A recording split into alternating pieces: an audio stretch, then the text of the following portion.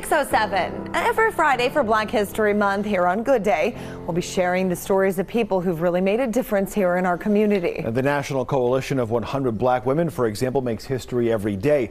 It advocates for black women at home and on the footsteps of the White House. That's right. Nevada's chapter was started by Dr. Sandra Mack, who worked until her recent death to promote equity. Our Candace Charles shares her story. There was an imbalance. Our kids were not being educated.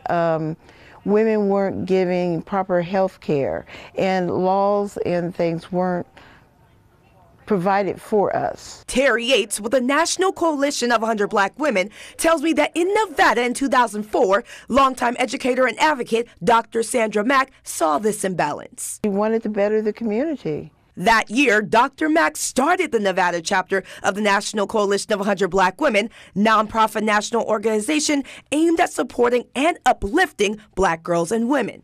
To really be there for families, for children, and to help uplift everyone. Congressman Stephen Horsford, who at the time was at the Culinary Training Academy, remembers Dr. Mack's ability to fill the community with a sense of purpose. He tells me he was proud to stand next to them in their work in the community, providing scholarships and mentoring. Particularly in its history, right, was supporting women when they didn't always have that support, whether it was in the community, whether it was in their workplace, whether it was in politics. A member of the NAACP, the Urban League, Delta Sigma Theta Sorority, Inc., and more, Dr. Mack's husband, Danny, tells me supporting our community was a part of her nature. It's just been a passion all her life.